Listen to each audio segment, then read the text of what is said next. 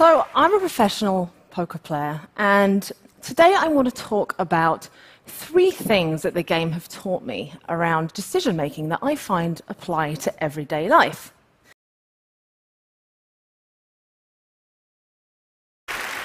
So I'm a professional poker player, and today I want to talk about 3 things that the game have taught me around decision-making that I find apply to everyday life.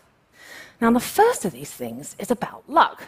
Now, like poker, life is also a game of skill and luck. And when it comes to the biggest things we care about, health, wealth, and relationships, these outcomes don't only depend on the quality of our decision-making, but also the roll of life's dice. For example, we can be perfectly health conscious and still get unlucky with something like cancer.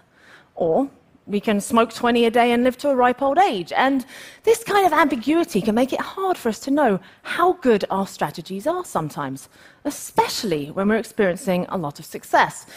For example, back in 2010, I won a really big poker tournament known as the European Poker Tour. And because I'd only been playing full-time for about a year, when I won, I assumed I must be rather brilliant. In fact, I thought I was so brilliant that I not only got rather lazy with studying the game, but I also got more risky. Started playing in the biggest tournaments I could against the very best in the world. And then my profit graph went from a thing of beauty to something kind of sad, with this worrying downhill trend for a long time, until I finally realized that I was overestimating my skill level and got my act together.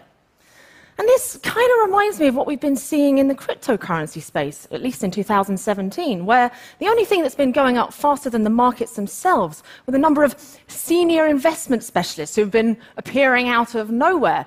Now, I'm not saying it's not possible to have a strategic edge, but at the same time, it's very easy to feel like a genius when you're in a market that's going up so fast that even the worst strategies are making a profit. So when we're experiencing success, it's important to take a moment to really ask ourselves how much of it is truly down to us, because our egos love to downplay the luck factor when we're winning.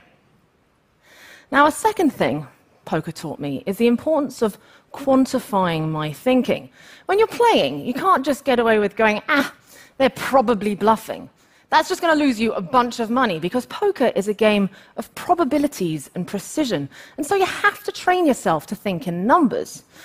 So now, whenever I catch myself thinking vaguely about something really important, like, it's unlikely I'll forget what I want to say in my TED Talk, I now try to estimate it numerically.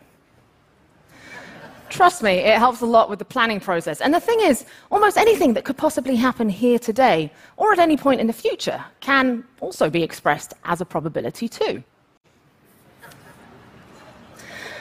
So now I also try to speak in numbers as well. So if someone asks me, hey, Liv, do you think you're going to come along to that thing tonight? Instead of just saying to them, yeah, probably, I'll actually give them my best estimate, say 60%.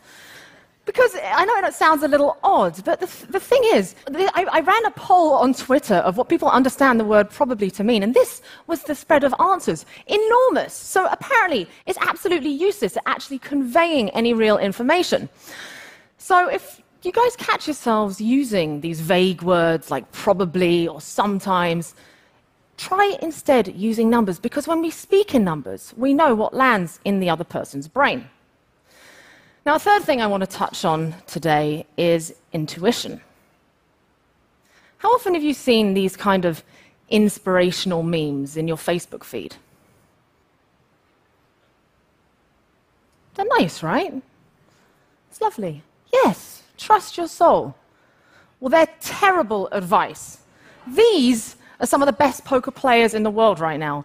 Do they look like people who live purely off feelings and intuitions? Look at them. Obviously, these guys are about slow, careful analysis. And that's because the game has outgrown the days where pure street smarts and people reading can get you to the top.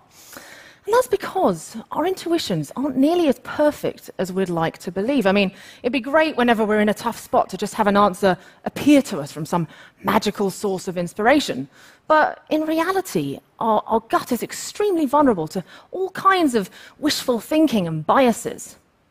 So then, what is our gut good for? Well, all the studies I've read conclude that it's best suited for everyday things that we have lots and lots of experience in, like how we just know that our friend is mad at us before we've even said anything to them, or whether we can fit our car into a tight parking spot.